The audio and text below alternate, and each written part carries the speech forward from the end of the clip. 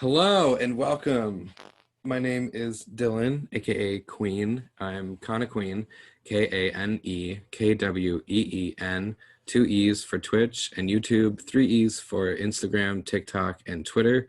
Founder of Entertainment and passionate consumer of entertainment media. Consume Culture is a podcast about shifting the way we consume entertainment media for the better. It's not cancel culture, it's consume culture. Today we are consuming the Batman and the Joker. But first, we have a special guest, my dear friend and colleague and first roommate, Matthew Ramsden, if you'd like to introduce yourself. Yes. Yeah, we used to live together for a little while when we were actual babies at college, Actual babies. like actual little children. That was almost a decade ago. Why? Wow, insane. Oh, God. All right, so first we're going to talk about what we've been consuming recently. So Matthew, what have you been consuming recently? Yeah, so I mean the first one that comes to mind of all the stuff I've been consuming is a show I just finished on HBO and HBO Max, which was this show called I May Destroy You.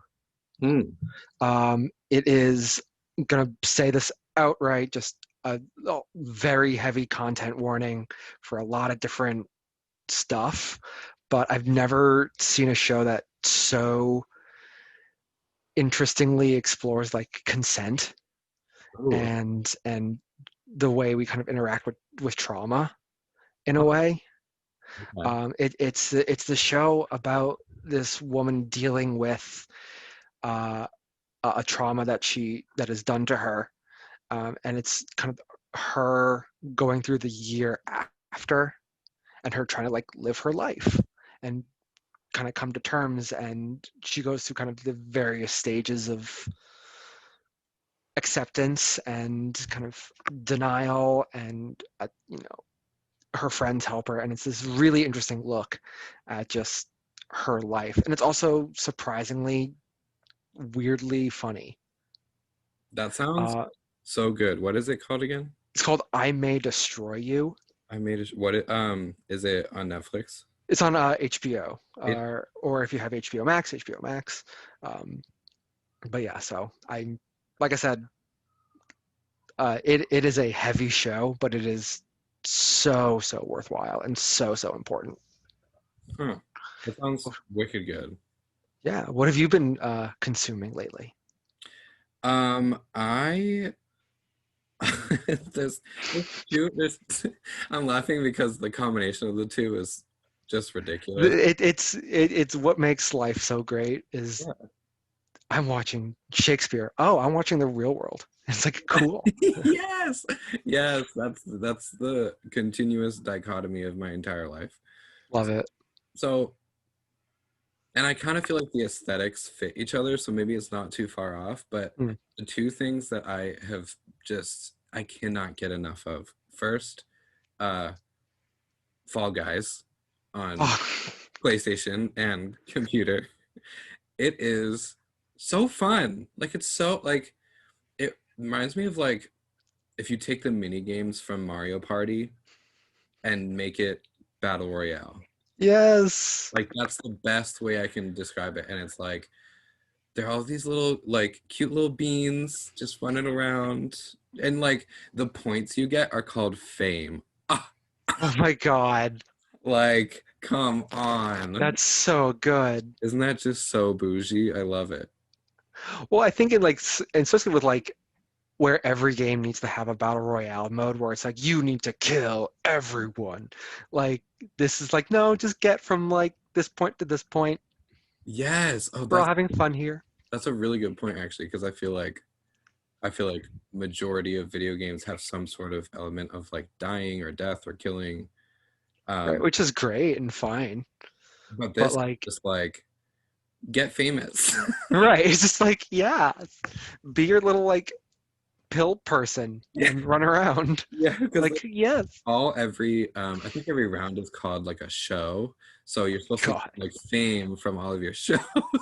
I love it so much. It's so wholesome, and it's so like at first glance you're like, oh, this is made for like this target audience is very young. But then you like then you Then you play it and you realize it's like, no, this is wholesome family fun, like for me for me. at all times. It's so good. Oh, I did a 12-hour stream yesterday in celebration of like starting this podcast and starting the right. brand. And I think almost half of that was Fall Guys. Oh my, because I think I congratulations on starting the brand as well. Thank you. Yeah, but I think I saw like the announcement and it was like I'm gonna play Last of Us Part Two. So then like knowing that half of that was Fall Guys, Yeah. what it was supposed to be like what people have regularly described as like the most violent video game they've ever played,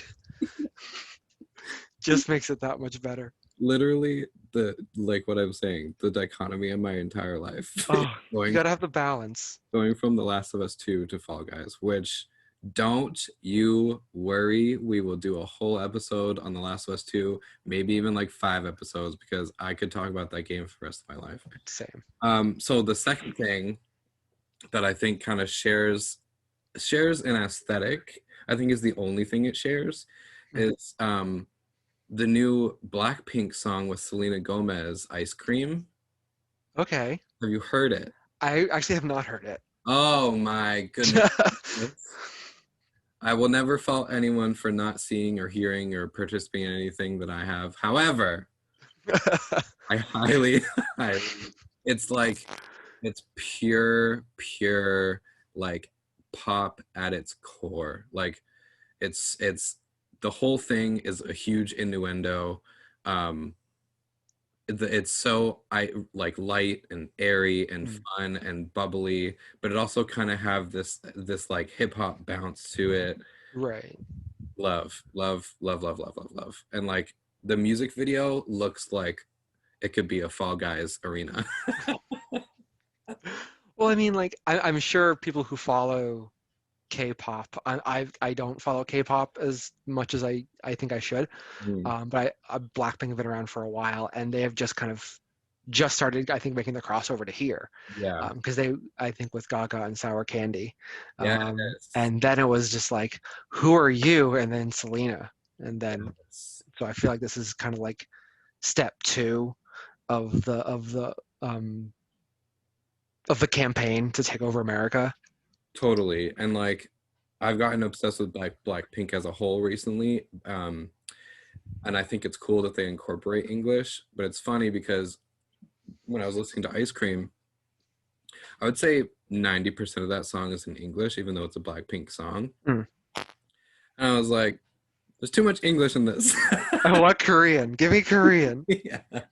No, but I love it though. It's such a fun song. And if you need like a I think it's like it's short. It's like under 3 minutes. If you need just like a quick little pick me up, highly recommend. All right, so let's get into the meat of this episode. I'm so Let's do it. excited to talk about this with you because I know that you eat, sleep, live, breathe the lore of this we're about to Yes. talk about. Um, the Batman, The Batman. the Oh, I love it. Joker. I Let's start. I would like to start by asking you um, your favorite iteration of both. So your favorite iteration of Batman you've seen and your favorite iteration of the Joker. And that can be like between comics, TV shows, movies. whatever. Yeah. Okay. I mean, so I have such a soft spot for the animated Batman, the animated series Mm, with like Kevin Conroy and Mark Hamill. mhm, Just that old school kind of because I grew up with that. I like have very distinct memories of watching that cartoon mhm. growing up, and I think that was very formative for like my relationship with Batman, Sure. just kind of what it was versus my parents who knew him from the 60s and like the Adam West very campy, very like Mhm. colorful Batman. The Like Batusi, the whole thing. Yeah. light blue cape, all of The that. light blue had the drawn on eyebrows, almost like a drag queen. Yeah. Um, Yeah. it was great. Yeah. So I mean, so my favorite Batman has to be probably Kevin Conroy because I think he just hits just such a good balance Hmm. of having a good Bruce and a good Batman. And also for anyone listening, just to give context, like when I say this man that I'm speaking to lives, eats, breathes, sleeps Batman, it's like Oh, I I can't even describe to you the amount of comics that this man oh my god, yeah. read. Like It's a bit unhealthy. like not that anyone's opinion is higher than anyone else's, because I don't believe that at all. Right. But I think there is sort of a validity to like just knowing so much, and your knowledge on Batman is Thank you. extensive. Thank you. That's like such a high compliment. You might as well have like given me a PhD. Yeah. And no, I mean like I'm very fortunate to be able to have kind of taken the leap in it because I know comics can be such a weird like high walled garden for a lot of people. Hmm. Because I mean I don't want to like sound conceited or anything, but people come to me and they're like, "How do you get into comics?" And I'm just kind of like, "Just do it." Yeah, You just kind of find a jumping on point, like and go. Um, that's so true. like I actually my the first comic I ever bought and read uh was The Killing Joke. oh, so good. Just and I think it's because you recommended it to me, because I remember you talking a lot about it and when we were living together. Right, because it's just one of those stories that just kind of it crawls inside you. You kind of can't stop It's like, thinking about it. It makes you really uncomfortable, but you're just like, oh, I can't. Like it's in me now. yeah, I think it's like the perfect amalgamation of everything we're about to talk about, because Mm, it's like just reading that one comic, you can truly get a sense of like who Batman is and who the Joker is, mm, and everything else you consume after that. It's, for me anyway, I like kind of put in context with The Killing Joke, absolutely. you know. I think absolutely. Yeah. So um your favorite iteration of the Joker? Mm. So um, so okay, this is gonna rustle some jimmies. Would you say Mark Hamill because of the animated series, or would you say something else? I'm gonna say something else. I Okay. love Mark Hamill. I think Mark Hamill is probably in my mind, probably the best Joker, Hmm. but I don't think he's my favorite. I think there's a distinction. Okay. Pause. I'm so happy that you said that, because so much of what I want this podcast to be is kind of part of it is the separation between looking at things objectively and subjectively. So Mm, you can think something is the best because it's your favorite, or because there's like a nostalgic attachment to it. mm, um, and you may think like this is not necessarily technically the most well made, but it's my favorite. And ye- that, I think that's so valid, and I'm really happy you brought that up, because like, there are things that we're going to talk about on this episode and on future episodes that, like, yeah, maybe it isn't like the best thing ever made, but the point is to find the joy in all of it. absolutely. Yeah. I think there's a good number of stuff that I consume that I'm like, this isn't strictly speaking, quote unquote, good or like of merit, Mhm. but I think the really important thing is to say that it doesn't matter. There is a like I think there can be two parts of your brain where there is a this is going to nourish me intellectually or Totally. any of that, and this is the best thing and all of that, and that that it isn't that is a valid part of your brain, but also like there is something to no, this makes me happy Yes. and this makes me feel good or makes me feel how I want to feel right now. So having that been said, Having that been said, go forth. I think the best Joker is Mark Hamill. Mm. I think my favorite Joker Hmm. um, is, so far he has only done one performance as Joker. But if you've watched the animated movie Under the Red Hood, Oh, okay. I haven't seen that. okay, so there's an animated adaptation of Under the Red Hood Mhm. with I'm not sure if it's Kevin Conroy or not as Batman, but like Neil Patrick Harris is in it. Neil Patrick Harris is Nightwing, and does an Nice. amazing job. Love that. And I think no, yeah, Jensen Ackles from Supernatural Oh, is really? Jason Todd. Why have I never seen this? It's so good. It's so That's good. great. No, but so the Joker in that movie is voiced by John DiMaggio, um, who voices Bender in Futurama and Jake the dog in Adventure Time. Versatile. Right, and he does not try to match Mark Hamill. He does not try to do this really high pitched kind of like reckless abandon Joker. Mm-hmm. He does this very like guttural, like very low pitched, almost raspy smoker Joker. Oh, okay. And it's so underrated and so good, and not enough people talk about it. And that is my presidential pitch. I'm like John DiMaggio 2020. Um, Well, clearly, because I've literally never even heard of this before, and it sounds like it has an all-star cast. it's a killer cast. They do an amazing job. It's one of my favorite animated like adaptation things that DC has done. I know, kind of, we're not recording this in a bubble. I think everyone has their Marvel DC kind of debates, and those are really fun, and I really like those. I think DC animated movies are just so good. Mm, totally. Yeah, but that's not what this is about. I think John DiMaggio it's probably my favorite, because whenever I see him, I'm just like, why are we not talking about this like. Yeah, because I mean, when I hear people talk about the Joker, generally it's the like go-to is Mark Hamill or Heath Ledger. Right, this very, very well, and even then, there's so much difference Yeah, because yeah. Mark Hamill, from what I understand, Mark Hamill based a lot in kind of the tried and true comics of like kind Mhm. of reckless abandon. I am a clown. This is my shtick. Here's the brand.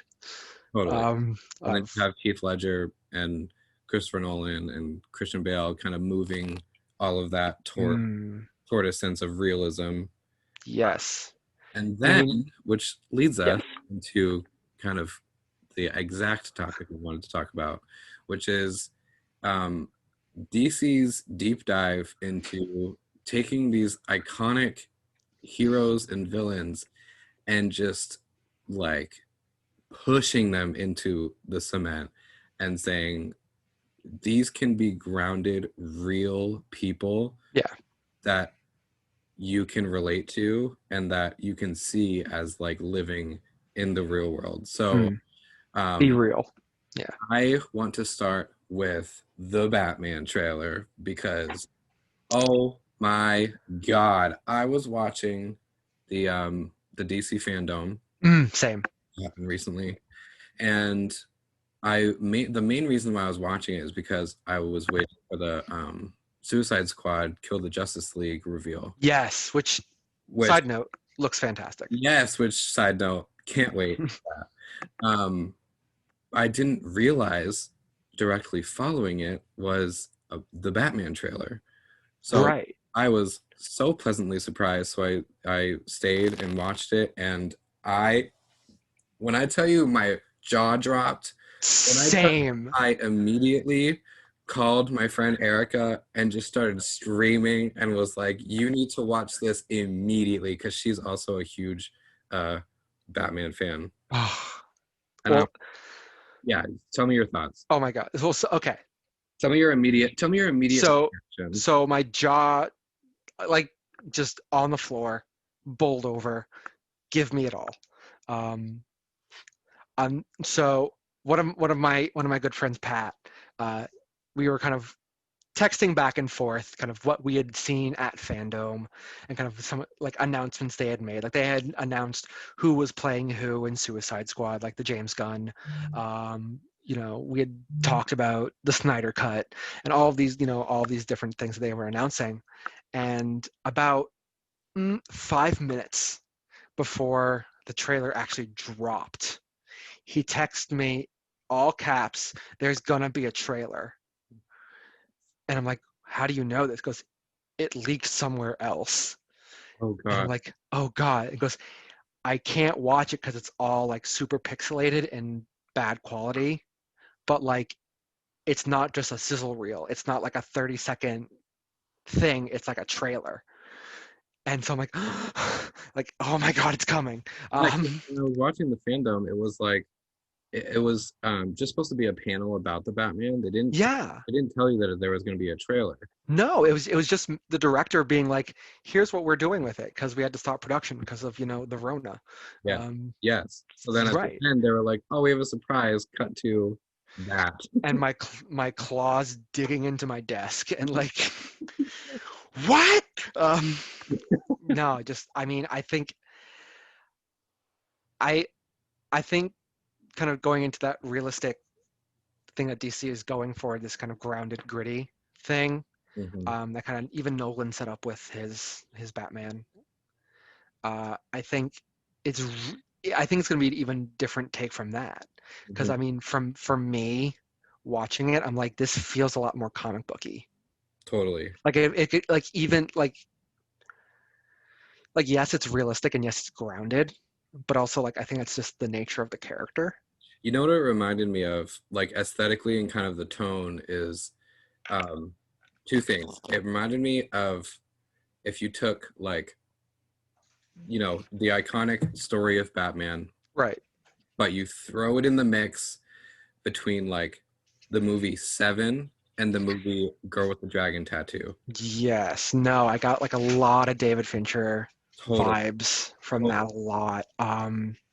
Well, it's really interesting because I not like followed that director, but I know like who this is. I know Matt Reeves because he did kind of, well, it's good because on a podcast of, you know, culture that makes us feel that of our favorite things, not necessarily the best things. Mhm. He did one of my favorite movies, Cloverfield.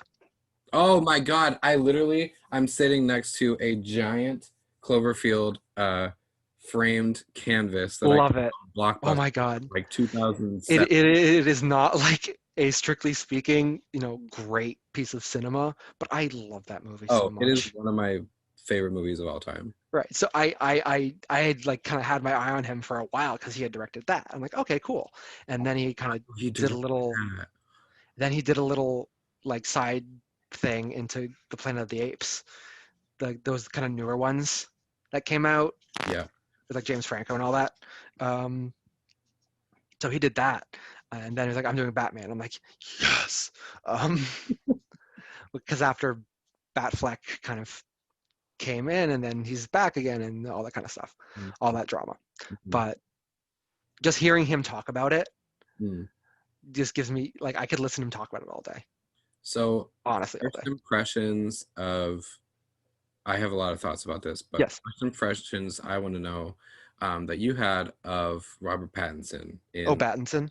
in the Batsuit. Pattinson, yeah. Um, so I I really like the bat suit that they did for him. Um, this is kind of me dipping into like some comic booky knowledge that not everyone may not know, but I recommend it. Love it. There was a series that came out like 2 years ago called Batman White Knight. It's like 8 issues, um, written and drawn by this of amazing artist named Sean Gordon Murphy. He wrote and drew the entire thing, which is bonkers. Amazing. But it reminded me of that a little bit because it's almost like a little bit more tactical and a little bit more like mechanic. But the first shot after Commissioner Gordon reads the riddle and it cuts to him, and first off, I was like, we're just doing it. We're just showing the whole thing. Cool. Yep. Um, he has a little like almost like collar on the cape, Hmm. which is like love it.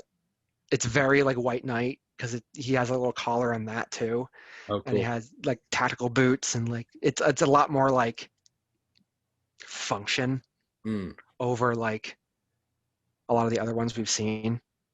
Well, and also I think compared to other ones we've seen, it seems like because that shot itself of like that when you get that full image of like him Mm, walking in it, it's like if you watch back that shot by itself, it looks like he's emerging from the darkness. And something that I've noticed in other Batman films is like he's supposed to kind of be able to be camouflaged in the dark, but mm, the suit itself doesn't always lend itself to that. yes. And I thought in the trailer, I was like, oh my God, it literally looks like he's coming out of like the shadow. Like the suit is so dark and matte and just perfect for that. Yeah, it's Nothing not that's shiny. functional. It's not like, Right. metal. It is a like flat black, like I am going to blend into this corner or like the ceiling or whatever I need to do. Yeah, Totally. And I think um, Robert Pattinson, I think, is an incredible actor. absolutely. And I love that he has been in just everything lately because I think he totally deserves it. Oh yeah. Oh, I mean, like he.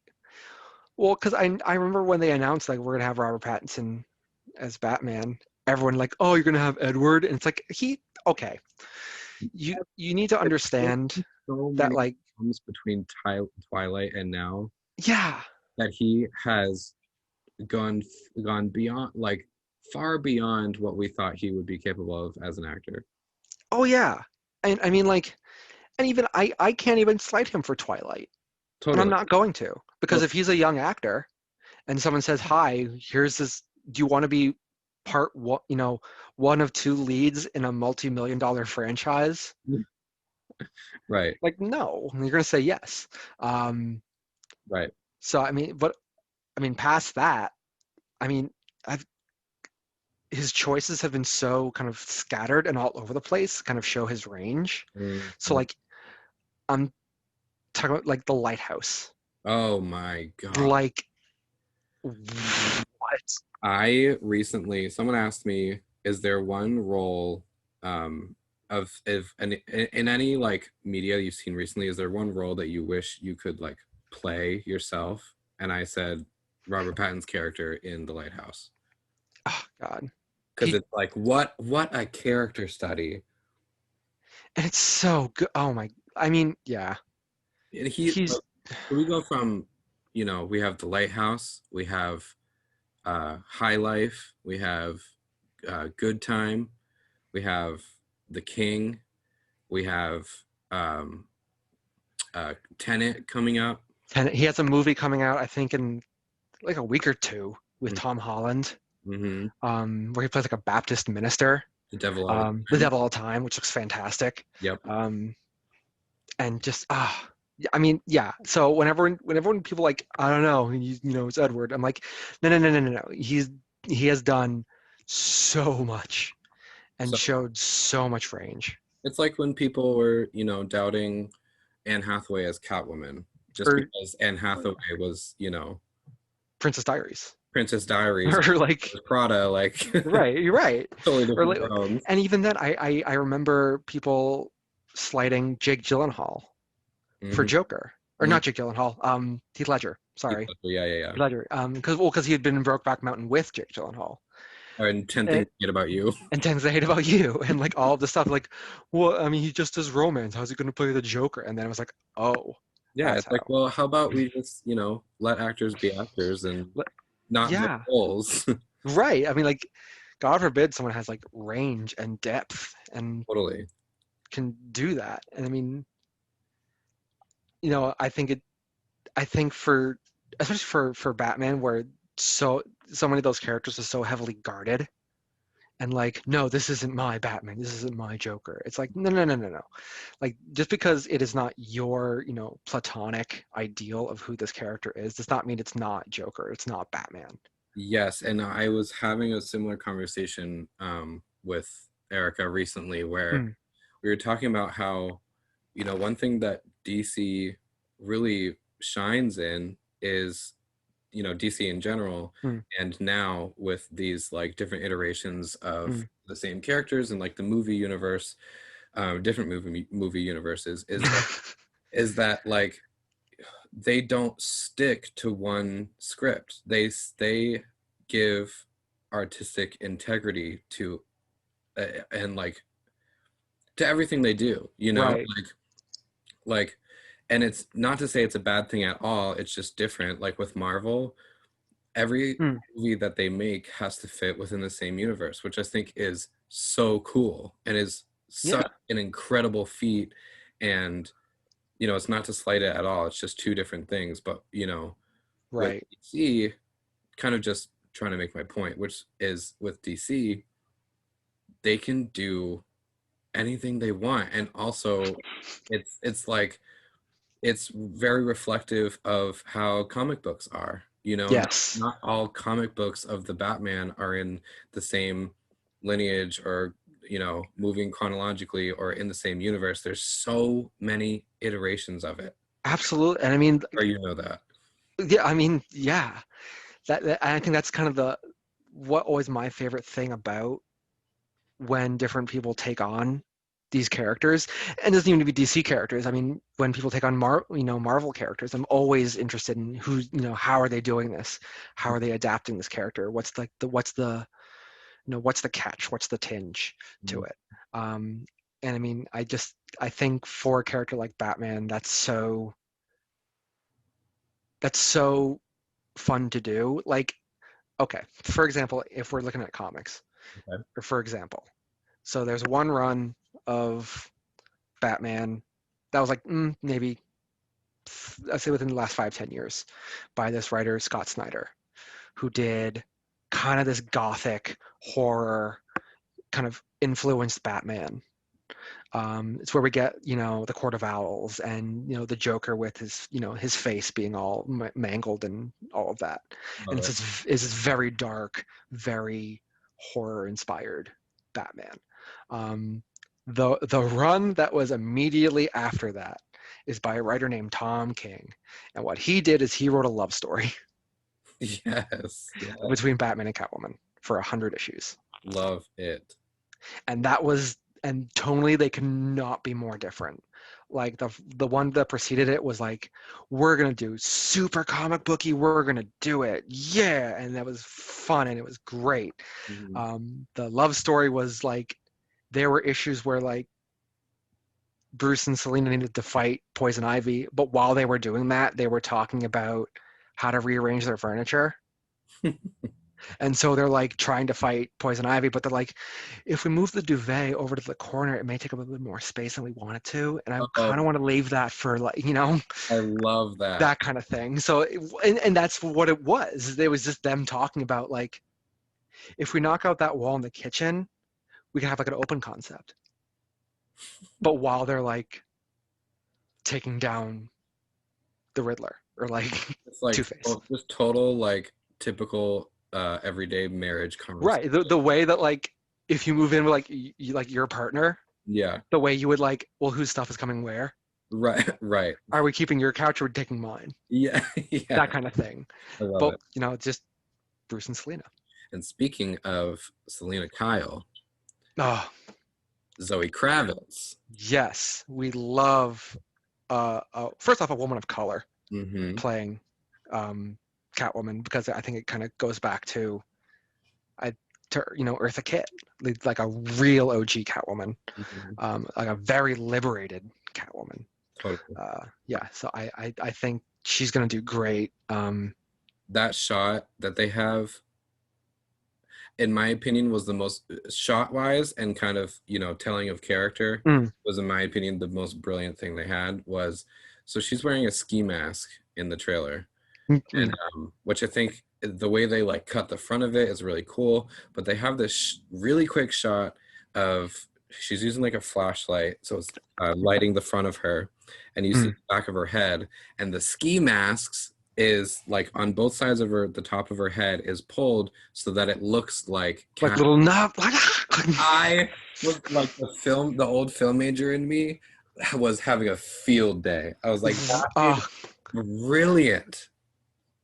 because it's rooted, it's real.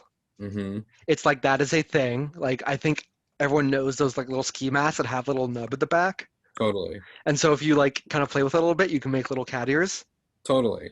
and it kind of shows, and it is kind of a character thing because this is supposed to be kind of young in the Batman kind of mythos. Hmm. I think they were saying it's year two. Year two, yep. Right, so it's still really early. So Mhm. it would make sense that she kind of doesn't have the best stuff, Right, and or like the full cat suit, right. as it were. Part of what Matt Reeves was talking about in the interview before was like, the Batman is established as the Batman, um, but you're still kind of seeing the beginnings of everyone surrounding Batman. So you have so in the trailer, if you guys watching haven't seen it yet, there's obviously Batman, Catwoman, there's also Penguin, there's also Gordon, there's also what people deem to be, which is pretty much confirmed, the Riddler. Mm. But it's fun because it's kind of like a if you blink you'll miss it type thing. Like Yes. it's not blatantly the Penguin, it's not blatantly the Riddler, um, which is the next thing I want to talk about. The Riddler, The An actual proper Riddler. the Riddler, And make it serial killer. yeah, well, that's the thing, is like the only live action Riddlers that we've had have been Jim Carrey, which is great. Awesome. We love, Jim Carrey's Riddler is a very campy, very kind of fun Riddler, as it were. Right. But kind of post Dark Knight, it makes sense to kind of, no, let's dig in a little bit. And I mean, even if you played any like the Arkham games, um, the Riddler is kind of a joke, but also can be kind of a little bit twisted. Well, I think when I think of the Riddler, I think kind of flamboyant, kind of Yeah. campy, Hmm. kind of really sticks to his own schedule, sticks to his own thing. Yeah. He just doesn't give an F No, he really doesn't care because at he's all. above you, Right. because he's smarter than you and he can outplay you. Right. The only, and I think that's kind of where that interest lies, is that he is a person who can kind of go toe to toe intellectually with a character who was designed to be a detective. Totally. So I mean, I'm really into it. I love the casting for Paul Dano. Um, I've seen him in a few different things. He's in There Will Be Blood. He's a voice in Where the Wild Things Are. Oh, okay. He's just in a bunch of different kind of little indie stuff, I would say. Mhm. I know that I want to say There Will Be Blood is indie, but like this Right. kind of like more, I would say, art house or more artistic, whatever that means, Yeah. side of things. But yeah, I'm so into it. Plus, he's kind of thin and lanky, Mm. so it does make sense. Hmm. Um, like physicality wise. Yeah, no, I'm His, so into it. his voice. When I heard his voice at first, I was like, "Wait, is this Bane?" Yeah, and if you Google like a picture of Paul Dano, you're like, you did that? Oh, really? Like you made that voice? I haven't even looked up what he looked If like. you Google a picture of Paul Dano and Oh, just look at him, you're like, you? yeah. You did that? Excuse me? Yeah, love it. I I'm really excited about just like all these characters in general being so grounded and Mm. like we were talking about before. It's further and further diving into the idea that like these are situations that are really not far from being possible in the real world. And thinking of the Riddler in terms of like serial killer, and this is kind of where I got my like, oh, this is giving me like, David Seven. Fincher Yeah. Seven vibes. Yeah. Yeah. Yeah. And like you said, this is someone who knows and is self-aware that they can go toe to toe with Batman. And I'm curious to hear your thought on this, kind of story wise. Mm.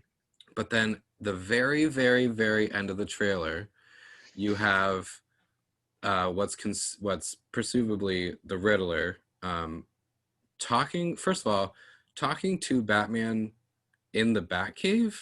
Question mark. Yeah. Like, does he have like a recording? Why are they talking? In that Does he situation, have his phone number? Like, right? But right. so he says, you are a part of this. And Batman says, how am I a part of this? And the Riddler says, you'll see. Ah, Oh yes. my God. What a Which kind of implies that he knows who he is. totally. Which it's yeah, And then you have the no more lies you on know more. on the victim's face, duct taped and Which that's such a creepy thing.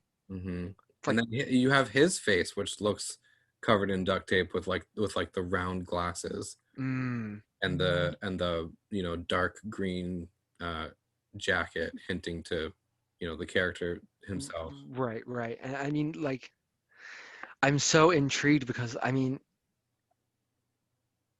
I th I think it is going towards the Riddler knowing that Bruce is Batman.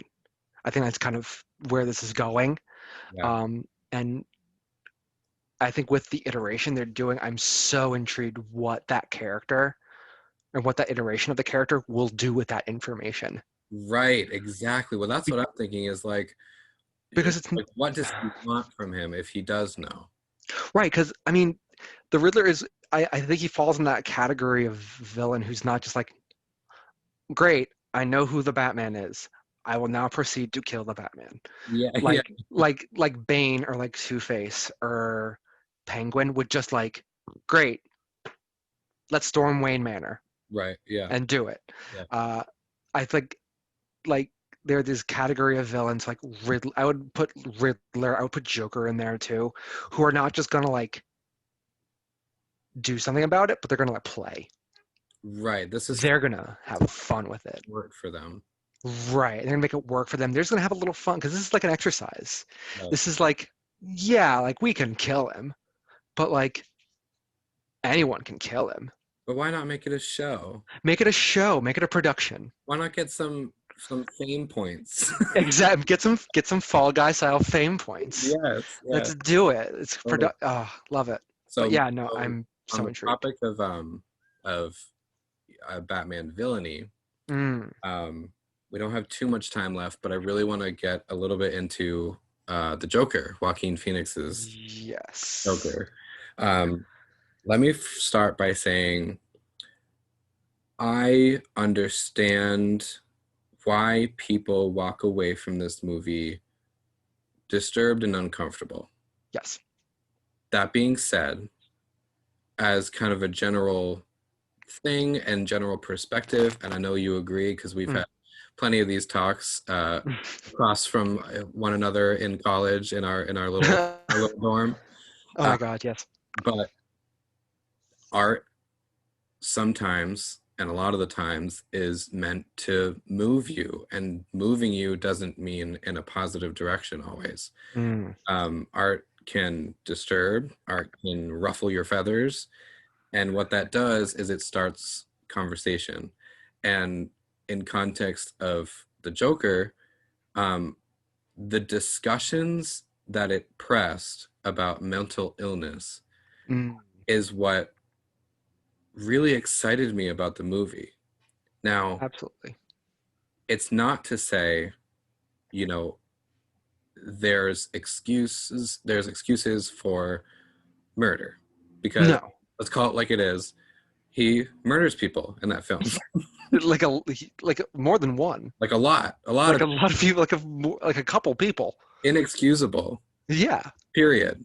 But what I like about the grounding that DC does and is doing, and I can't wait to see what they do with it in the Batman, is they give you a reason for it. Mm, And in the Joker, I think it made people uncomfy because it was like, hold on, I know people like him. mm. Or hold on, I relate to what he's feeling right now. Which is what I think a lot of the fear surrounding that movie Totally. was that like either I know someone like it, or either I could see that, I know someone like that, or I feel that. Yeah. Yeah. Um, There was a point in the movie where, because obviously, I'm someone who very much seeks out uh, forms of media that will make me uncomfortable, will make me, question Right. things because I, Right. I I like that thrill. Yes. When I was watching The Joker, obviously I was getting that, and yeah, and dealing with those feelings as I watch it. But the moment for me that crossed the boundary of like, he's a relatable person, but I don't necessarily like relate to him. Right. The moment that was kind of pushed over the edge for me, and I realized, oh crap, I do see myself in this character, Right. not in the homicidal way. I just want to let that be known, obviously. But in so he's writing in his journal, and he says, the worst part about having mental illness is people expect you to behave as if you don't. Yes. And I hmm Snapped. snapped. Just like, oh my God, they actually. Like That's it. I've never heard it said so succinct like that. And it also was like post, a time in my life when I was dealing with a lot of personal Mm. things in context of mental illness. Mm. And to hear that out the, not out the mouth but in the journal Yeah. of this iconic homicidal killer was like, oh, this feels It bad. rustles so many Yeah. feathers. Yeah, it really does, because it's true. Like, when you have certain mental illnesses, kind of the norm is, how are you? Yeah, I'm good. Or like, no, really, how are you? No, no, I'm fine. It's not it's not socially acceptable to say, You I'm know, having the worst day of my life. right. Well, yeah, because I mean, like, that's not part of the script, Right, The right, script is, hi, how are you? How was your weekend? Good. What'd you do? Oh, nothing. And that's, our kind of going through the motions. So I think the that to that point, I think the discussion around mental illness, we still don't know how to have that conversation because it is, I think, for a lot of our society is very taboo and very just like ooh, complicated, hard kind of right. thing. And I think in context of right now, quarantine 2020, it's like all of a sudden, I don't know if you've noticed this, but I Mm, definitely have noticed this, of like, all of a sudden, kind of the new norm when you ask someone how they are, they say, well, it's weird times, or oh, crazy times, or they say like, yes. doing as well as I can. Yeah. And it's like, so it took all A of global a pandemic. global pandemic for you to be honest about your feelings. And Yeah. that's not to slight anyone. That's just to say like, oh, okay, We fine. need to have this talk. We need to have this talk. And finally, there's a common denominator Mm, that's allowing us to be honest about our emotions and our yeah. and our our mental health. And but that should be normalized. Absolutely. And I don't want to be the guy that's like, oh, well, a good thing has come out of the global pandemic, Right. because that's not what we're. That's there's a poem. I'm gonna completely screw up the line, but when people say there is a silver lining to the tragedy, I hear the sound of wind slapping against the gravestones of those who did not make it. Mhm. It's something like that. But it's an amazing poem by Clint Smith. Um, but to kind of talk to that effect a little bit, um, I think this has really prioritized self-care and actually making time for checking in with yourself Yeah. and doing things that do fill up your cup a little bit more, whether that's stuff like yoga or exercising or you know baking bread, um, watching Netflix, just stuff that takes care of you a Whatever little you bit have to more. do to get by. And, you know, going back to the Joker, Mm. um, unfortunately, what he does to get by is Murder people, murder people, which isn't, which is just not the which way. is not self-care. Which is Right, when Lush talks about self-care, that's not what they had in mind. right. Like you're They in want a bath bomb. this movie is you watching someone descend fast Mm. into Yes. this. And what I think is so interesting about Joker in that way is that it, like, yes, it is Arthur Fleck.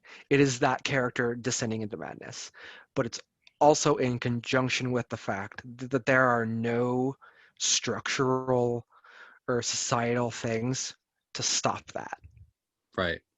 Like when he's seeing his therapist, or his social worker, she tells him like, "I have to stop seeing you. There have been budget cuts," Mm. and you're like, "What do you mean there've been budget? Find the budget, and he needs it." And you're like, "Well, that's happening now." Right. There are all these talks about, reallocating budget to different things and taking from the healthcare or libraries or education and putting them in different places. But the thing is, like, it is such a combo of that, of Arthur, of, a culture that doesn't, you know, empathize in a way. Because Right. there's that What there's I've that speech seen. at the end. Yeah, yeah, go ahead. No, sorry, there's that speech at the end where he says like everyone just is running around and yelling and screaming at each other, and it's awful. And you're like, you're kind of right, a Yeah. little bit. Yeah. Other than the fact that you're a murderer. Like Yes. if he didn't murder people, I'd be like, yeah, you got it. Right, right, right. See, this is exactly what I'm trying to do with Mm, the podcast itself is dive straight into the truths of what any type of media can give us, including one of the most violent films I've seen recently, The Joker. yeah, and I mean It, it it's is. it reveals such a human truth, and what's exciting to me is that people can write off violent movies or violent video games or vulgar songs as just that, but taking a second to say, well, there's lessons to be learned from this, um, even inside what some might call a horror movie, because it is Mm, a pretty horrific movie, um, yeah, but there's still lessons to get out of it, and there's still merit to it outside of it just making you uncomfortable. absolutely. I love it. I that It movie it it shook affected me. me. It shook It me. crawled inside. I felt like sticky. Yeah, I felt gross. my dad texted me after he saw it, like shortly after I saw it, and he was like, that was the darkest movie I've ever seen. And I was like, I love that movie. Well, that is it. That's like the cliche about art, is that some art is meant to, comfort the disturbed and disturb the comforted. Right. So I think for a certain, for a subsect of consumers, I, you and myself among that, of who kind of seek out that, like, no, no, no, no, no, no, you can make me uncomfortable. Yeah. Please do, actually. Please Um, do. and just, I want you to crawl inside of me. That's, stuff like Joker or Last of Us Part Two or anything like that. That just like, no, no, no, no, no, no, no. You don't get to sit back. Yes. Please don't relax. Please don't relax. Please stand up, pay attention, and I'm gonna say you a thing. Please. Okay. So I think I love that. Please don't relax. That's like everything we've been saying wrapped up. So Please don't relax. Please pay attention. please pay attention. This Uh, is this is not Trolls World Tour. yeah. No, no tea, no shade to Trolls World Tour, but Listen, there's merit in everything for your. absolutely. So thank you so much for being my first official guest on here. Thank Uh, you for having me. is there anything that you would like to recommend? So this is the section where we have recommendals. So basically, anything that we've consumed recently or at all that we want to recommend to you for a specific reason that might help you in certain situations. If you want to write in about whatever you're going through and you want us to give you recommendals, you can email entermentaltainment@gmail.com. Or if you just want to write in and, give us suggestions of topics that you want to hear us talk about, please do that. Any suggestions to make the podcast better? I'm open to constructive criticism.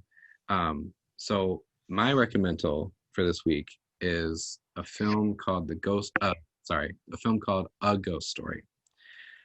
It's on Netflix if you want to go check it out. It's by A24, who made Hereditary, Midsummer, a couple films we talked about earlier, like Good Time, High Life. A24 has been killing it lately, and they love the Pattinson. And the Lighthouse too. They made the Lighthouse, but so A Ghost Story. I came across this movie post Chester Bennington passing away that I talked about, which is partly the reason why I started this whole podcast and brand. And in dealing with a lot of grief, I found this movie to be extremely cathartic and just helping me process those, the stages of grief. And I think it captures it in a really ethereal, exciting, grounded way, starring Casey Affleck and Rooney Mara. I highly recommend if you need a good cry, if you need to process some emotions, highly recommend. Or, if you are dealing with grief, I might say proceed with caution, because it is a movie about grief. That's my recommendal this week.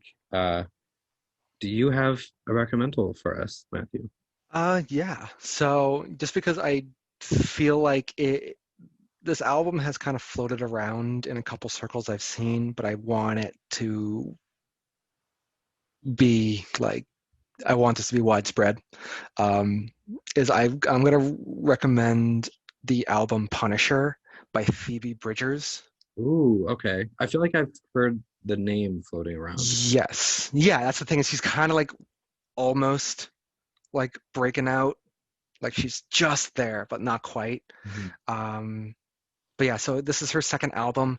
Her first album is, again, recommend that, again, called Stranger in the Alps, which is fantastic. But this album is a little bit more emo in a way, a little bit more kind of ethereal in that sense. I almost kind of want to equate it to like folklore, but make it emo. Ooh, come on, T Swift. Right, like we're gonna take this kind of folky, kind of alt sound, but we're gonna emo it up. I mean, and she has such a great sense of lyric too. I think like one of my favorites is, one day I'm going to look up from my phone and I'm going to see my life and it's going to be just fine. Ooh. And I'm like, that's a great line. I'm going to see my life up on a screen, like that kind of stuff, and it's just, oh my god. So I'm going to say Punisher by Phoebe Bridgers is just, I think, the album that you didn't know you needed for either feeling things, or if you just want to kind of get in that melancholy state. Like, it's a great driving late at night album, like recreating that feeling. Beautiful. Absolutely beautiful. Love it. If you would like to support me and my business and this podcast and anything I do creatively, you can subscribe to my KWEEN Patreon that will grant you perks, including early access to episodes of the podcast, shout outs on the podcast. So if you have like a project or anything going on, I will plug it here for you. Dance tutorial videos that will no longer be on YouTube.